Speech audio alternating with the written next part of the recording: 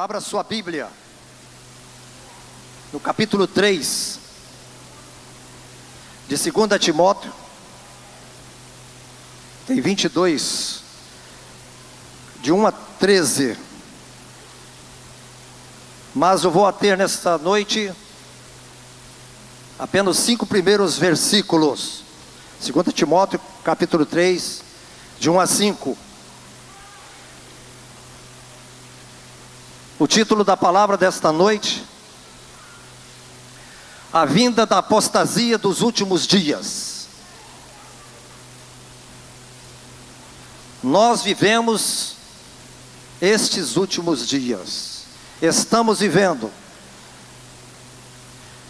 Interessante que este capítulo até o versículo 13 nós podemos dividir em 3 partes.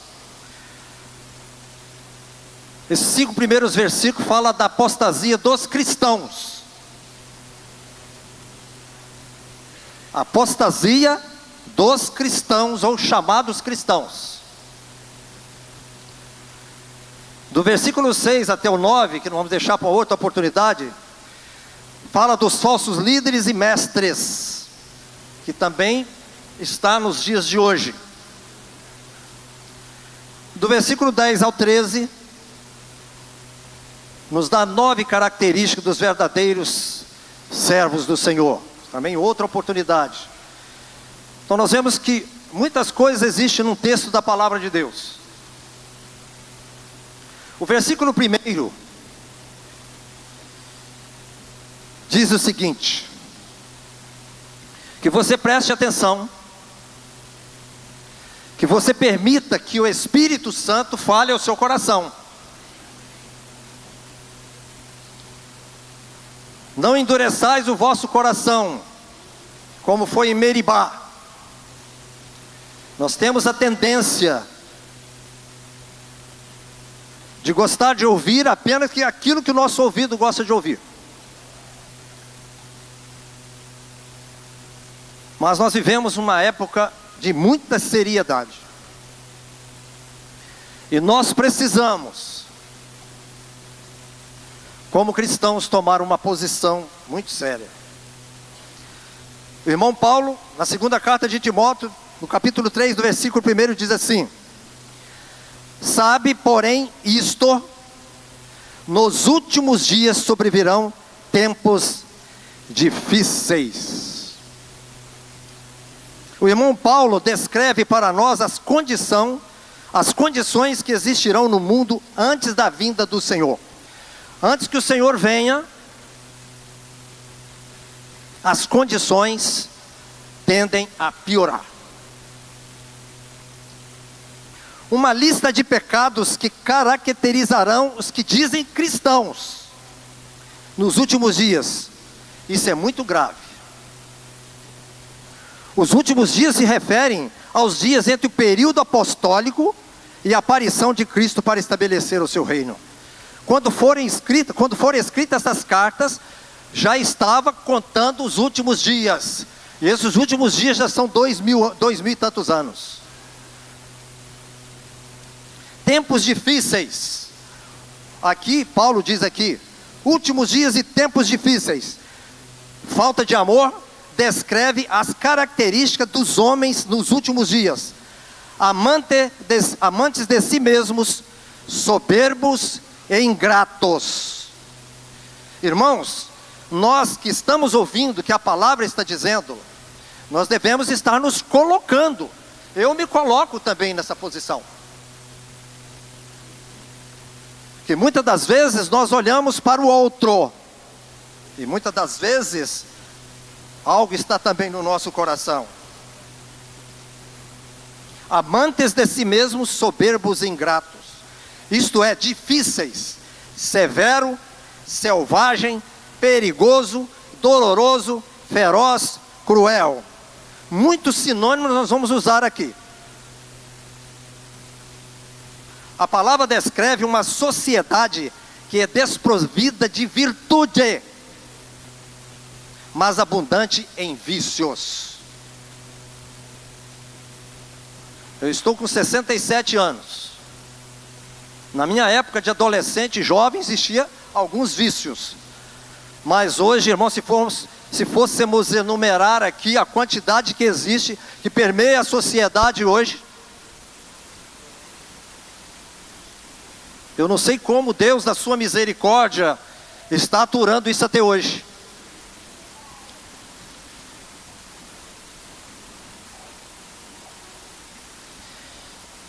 Uma sociedade desprovida de virtude, mas abundante em vícios. Nós, como cristãos, discípulos do Senhor, podemos ter algum vício no nosso coração. Que o Espírito do Senhor nos dê discernimento para entender isso e colocar diante do Senhor e pedir perdão. E pedir que o sangue de Jesus nos purifique. E continuemos a caminhar na vida com o Senhor. O versículo 2 até o versículo 4 diz assim: pois os homens serão egoístas, avarentos, jactanciosos, arrogantes, blasfemadores, desobedientes aos pais, ingratos, irreverentes, desafeiçoados, implacáveis, caluniadores, sem domínio de si, cruéis, inimigos do bem, traidores, atrevidos, enfatuados, mais amigos dos prazeres que amigos de Deus. Estamos vendo aí um retiro que vai vir entre a fronteira e dois mundos. Você ama mais o quê? As coisas do Senhor ou os prazeres? Nós temos que tomar uma posição. Irmão, nesses versículos de 2 a 4, são descritas 18 características da humanidade durante os últimos dias. Segue a lista com seus sinônimos, quer dizer, com seus significados mais abrangentes, que aplica a cada uma. Como cristão, devemos vigiar, porque podemos ter esses sinônimos, essas palavras, caminhando junto conosco. Amantes de si mesmos, egocêntricos. Quem estuda um pouquinho, que lê um pouquinho, sabe o que é egocêntrico. Presunçosos, egoístas. Avarentos, quer dizer gananciosos. Presunçosos, jactanciosos, cheios de palavra de orgulho. Soberbos, arrogantes, presunçosos, dominadores. Blasfemos, difamadores, profanos, abusivos, briguentos, insolentes, grosseiros, arrogantes, desobedientes a pais e mães, rebeldes, insubmissos, descontrolados, ingratos, mal agradecidos, não reconhecedores, profanos, ímpios, irreverentes, contrários às coisas santas, irreconciliáveis, implacáveis, contendores, briguentos, caluniadores, propagadores de notícias maliciosas e falsas, incontinentes, sem domínio de si, de paixões descontroladas, dissolutos e devassos, cruéis, grosseiros e sem princípios, sem amor para com os bons, odeiam pessoas e coisas boas, avessos a qualquer forma de bondade, traidores, traiçoeiros e pérfidos, obstinados, imprudentes e irredutíveis, orgulhosos, pretensiosos, presunçosos, mais amigos dos deleites do que amigos de Deus, aqueles que amam os prazeres sensuais, mas não a Deus. Irmãos, isso aqui é a relação do que a Bíblia coloca com seus sinônimos acrescentados. Você pensa no seu coração, na sua mente, de tudo isto que está sendo dito aqui. É a palavra de Deus. É uma seriedade muito grande. Interessante, mais amigos dos deleites do que os amigos de Deus, aqueles que amam os prazeres sensuais, mas não a Deus. Hoje a sensualidade está em todo lugar. E sensualidade existe um demônio. Existe um espírito maligno que tenta. E nós, como servos de Deus, sejam velhos, meia-idade, crianças, adultos e jovens, prestem atenção. Sensualidade, em Romanos 1:27, vou tirar apenas um versículo, eu escrevi aqui em cima. Semelhantemente, os homens também, deixando o contato natural da mulher, se inflamaram mutuamente em sua sensualidade, cometendo torpeza, homens com homens, hoje mulher com mulher, virou uma bagunça. E recebendo em si mesmo a merecida punição do seu erro. Lá em Oséias 4:11 diz: a sensualidade, o vinho e o mosto tiram o entendimento. O vinho e o mosto. O vinho, quando ele é assentado, e ele torna, e ele azeda, ele cria álcool. É o vinho com o mosto. Porque o vinho na Bíblia, quando cita lá, é o suco de uva antes de decantar.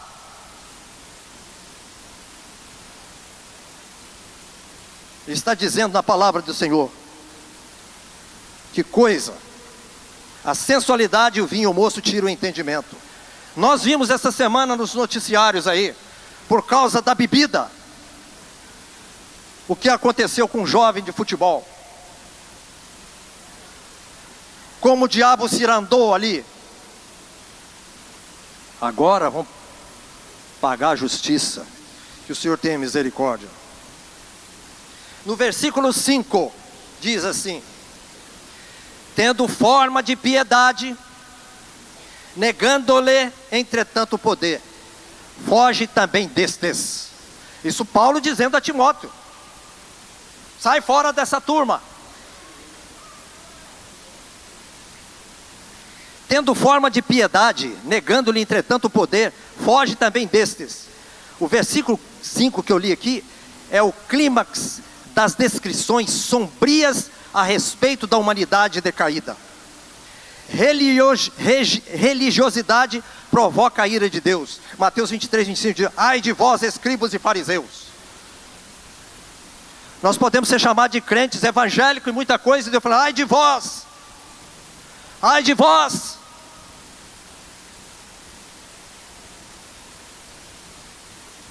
Piedade trata-se da verdadeira religião em sua fé e prática, de acordo com as palavras de Deus. Piedade vem da palavra pio, aquele que é temente. Impiedade é o ímpio, que não teme a Deus. Pratica o que quer praticar, fala o que quer falar, pensa no que pensa, e às vezes vai colhendo consequências da sua própria vida. A Bíblia exorta aos jovens: não defraudeis uns aos outros. Isso serve para o rapaz, isso serve para a moça, serve para o homem, serve para o idoso. O que é defraudar? É roubar sentimentos que você não pode completar, tanto vice-versa. O compromisso de um casal tem que ser sério diante de Deus, e os jovens crentes têm que pensar nisso. Se aplicam à sensualidade, decaem, acontece muitas das vezes, perdem a graça de Deus, começa algo que Deus não aprova e nunca terminará bem. E a Bíblia diz: não defraudeis.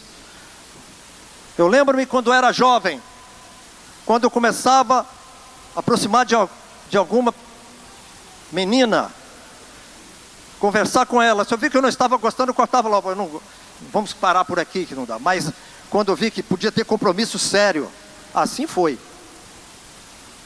Tem que haver um respeito e temor de Deus e vigiar. Forma de piedade, religiosidade que não é acompanhada de poder espiritual, algo externo, atraente aos olhos, boa para o intelecto, mas sem qualquer poder íntimo. O poder que eles negam é a essência do cristianismo. Jesus que ressuscitou, a habitação do Espírito Santo operando junto aos crentes e transformando as suas vidas. Pelo mau comportamento, elas mostram que vivem uma mentira. A Bíblia nos exorta, pelo fruto se conhece a pessoa. Como é a pessoa que se diz convertida, que canta, que louva, que diz que lê a Bíblia, diz que ora, e o testemunho não condiz com aquilo que ela é.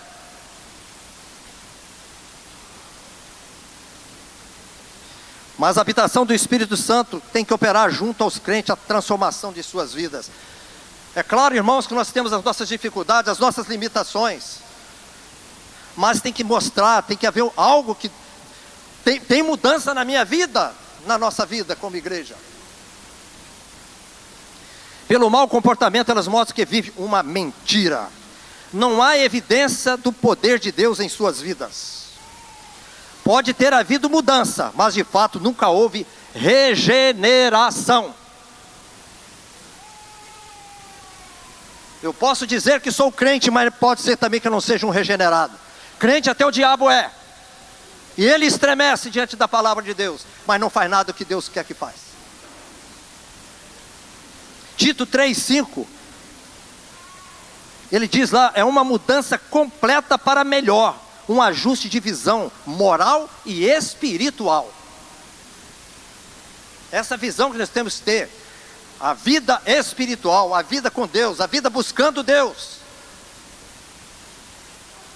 O título do retiro, muito sugestivo, para que nós, cada um de nós, jovens, adolescentes, vão estar lá, já começar a estar pensando, em que fronteira você está? Se escolhermos o caminho de Deus, nós temos que aprofundar dentro do território do Senhor. Quanto mais longe desta fronteira, mais somos guardados, mas no limite é perigoso. Elas querem ser religiosas e ao mesmo tempo continuar com seus pecados. Em Apocalipse, capítulo 3, o irmão João, quando esteve lá na ilha de Patmos, preso por causa do Evangelho, do testemunho do Evangelho, ele recebeu do Senhor uma carta, para a chamada carta à igreja de Laodiceia. Alguns comentaristas colocam que esta igreja simboliza a igreja que nós estamos vivendo na época de hoje, e vai continuar vivendo. Eu concordo com muita coisa, porque também nas outras cartas também, ele cita algo que também pode estar, acontece também nas chamadas igrejas que existem hoje, porque nós sabemos que conhecemos igreja, a igreja na localidade. Todos os salvos numa cidade, é a igreja do Senhor. O resto é denominação arrumada pelos homens, para dividir o corpo de Cristo, dividir em doutrinas, e tantas coisas que nós vemos aí.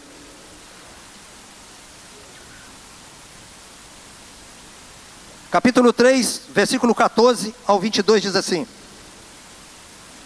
ao anjo da igreja em Laodiceia escreve: estas coisas diz o Amém, a testemunha fiel e verdadeira, o princípio da criação de Deus.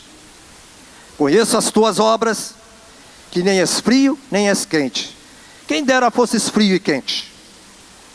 Assim, porque és morno, e nem és quente, nem és frio, estou pronto a vomitar-te da minha boca. Irmão, hoje a gente vê uma mornidão tão grande. A gente vê mornidão no louvor, mornidão na oração, mornidão na leitura da Bíblia. Como Deus vai abençoar desta maneira?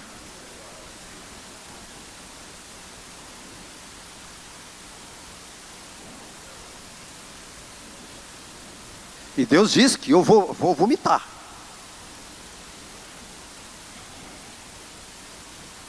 A cidade de Laodiceia tinha um aqueduto lá. A água que passava naquele aqueduto era morna e suja. Era igualzinho aquela água lá do aqueduto. A água tem que ser fria para satisfazer a sede. Ou quente, para usar de medicina, para tomar um banho. Mas água morna, para se beber, era difícil para eles. E Deus diz, porque és morno e nem és quente, nem frio, estou a ponto de vomitar-te da minha boca. Pois dizes, estou rico e abastado e não preciso de coisa alguma, e nem sabes que tu és infeliz, sim, miserável, pobre, cego e nu. Aconselho-te que de mim compres ouro refinado,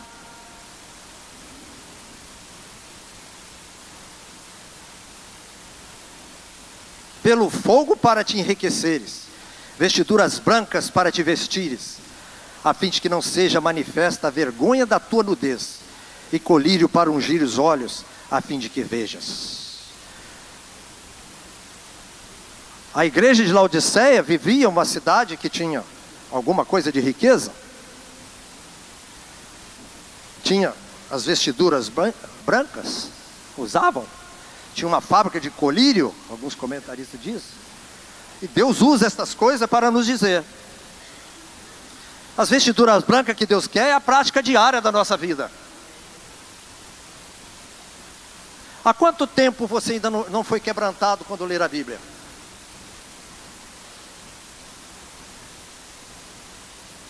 Irmãos, muita gente está procurando Deus falar com ele, mas esquece da Bíblia, e vai arranjar falsos profetas.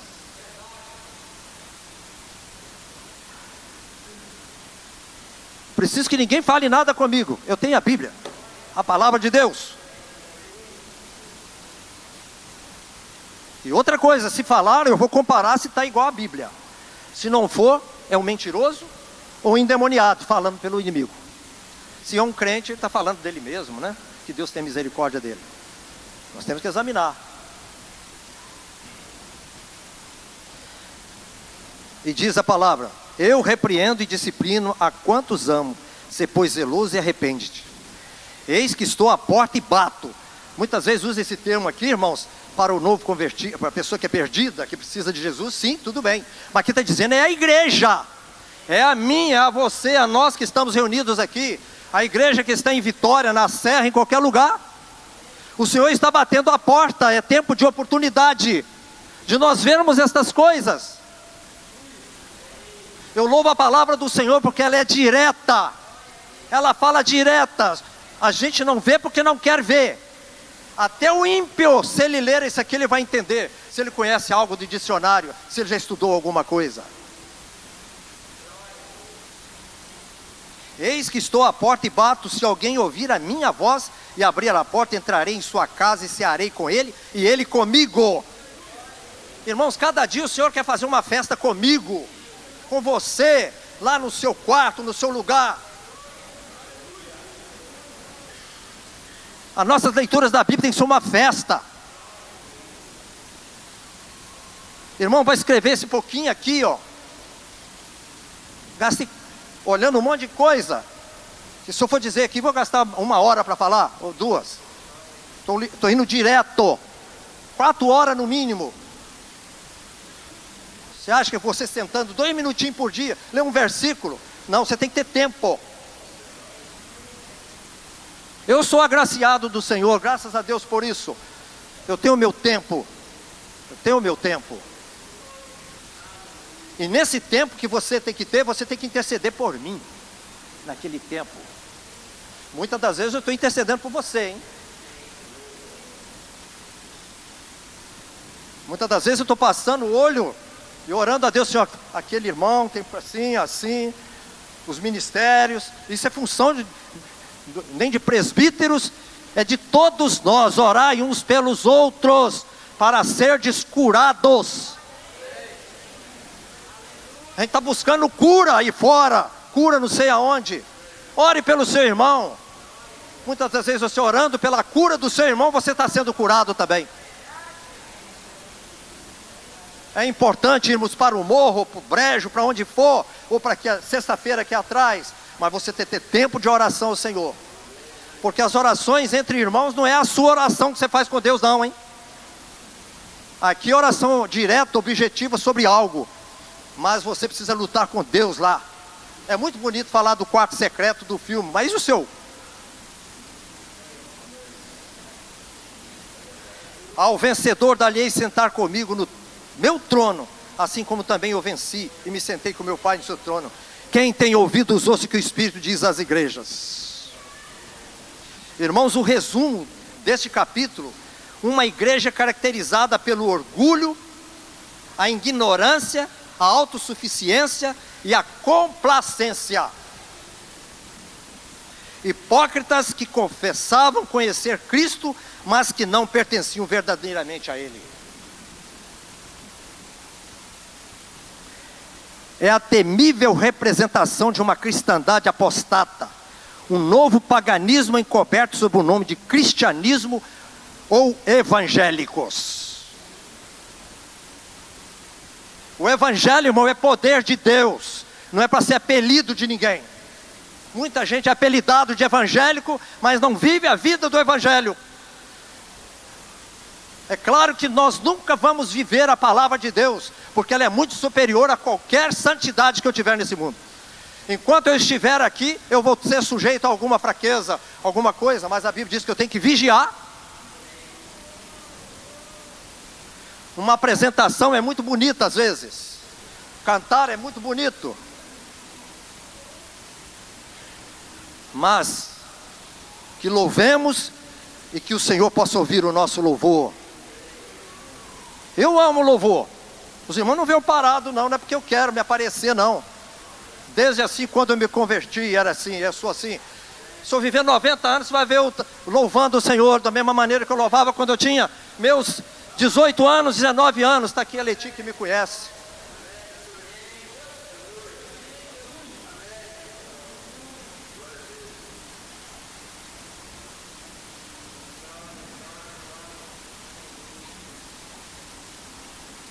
É a temível representação de uma cristandade apostata, um novo paganismo encoberto sob o nome de cristianismo ou evangélicos.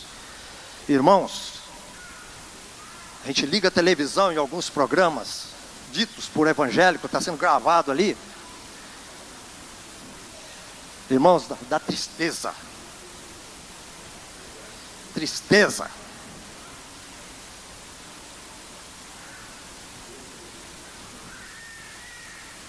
Ah, você vai, você ora, você lê a Bíblia, você jejua. Uai,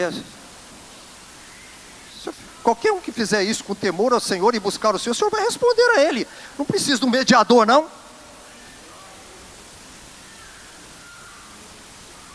As religiões precisam de um mediador, um poderoso. A Bíblia diz que o mesmo Espírito Santo que habita em mim, habita em você como crente. A mesma capacidade que eu tenho pelo Espírito do Senhor, pela graça do Senhor chegar na presença dEle, você também tem.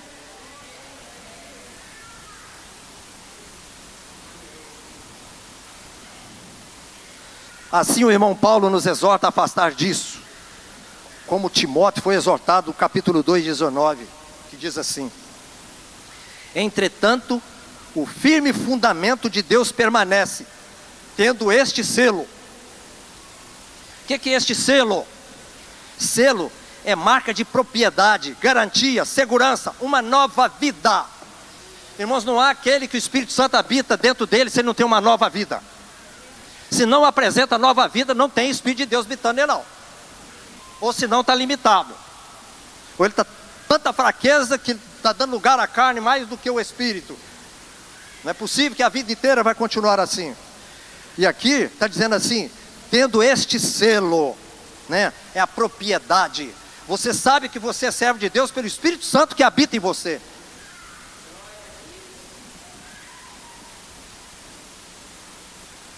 E a palavra nos exorta lá em Coríntios 13: vós todos sois batizados em um só Espírito. Todos que têm Jesus são batizados no Espírito Santo. Tem poder de entrar na presença do Senhor. Se não faz isso, porque algo está impedindo, pode ser pecado, negligência. As pessoas têm tempo para tudo. Nós temos tempo para tudo muitas das vezes, mas para buscar o Senhor não temos tempo. Irmão Paulo falando a Timóteo: o Senhor conhece os que lhe pertencem. Eu posso ser enganado, irmãos. Eu posso ver assim um relumbre, mas Deus conhece. Deus conhece o coração. Deus sabe o porquê que eu estou falando isso aqui. Deus sabe. O Espírito do Senhor sabe. O Senhor me conhece, conhece cada um de nós aqui.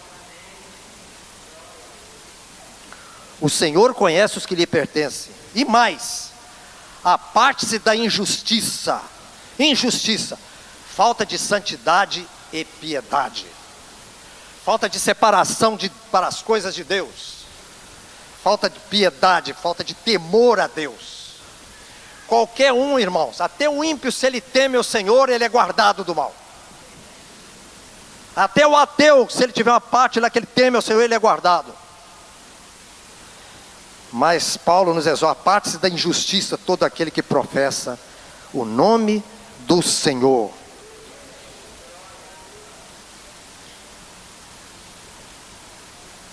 Entretanto, o firme fundamento de Deus permanece, tendo este selo. Irmãos, o que Deus fez, o que Ele colocou como princípios, isso permanece por toda a eternidade. E a palavra nos exorta, cada um de nós: sede santos porque eu sou santo. Nunca vamos chegar aqui na terra, mas é um caminho a percorrer cada dia. E devemos nos colocar isso, devemos colocar no nosso coração, na nossa mente, como está esse meu caminho. E a palavra nos exorta: aparte-se da injustiça todo aquele que professa o nome do Senhor. Amém? Louvado seja o nome do Senhor. Que o Senhor nos dê graça. E que lembremos que cada dia as nossas vestimentas estejam brancas. Como diz lá em Apocalipse da Laodiceia. Que os nossos olhos sejam ungidos. Quem quiser visão espiritual pelo Espírito. Que o nosso ouro refinado, justiça divina comprada sem preço. O Senhor, pela sua graça, tem nos dado muito grandes coisas. Que o Senhor nos abençoe.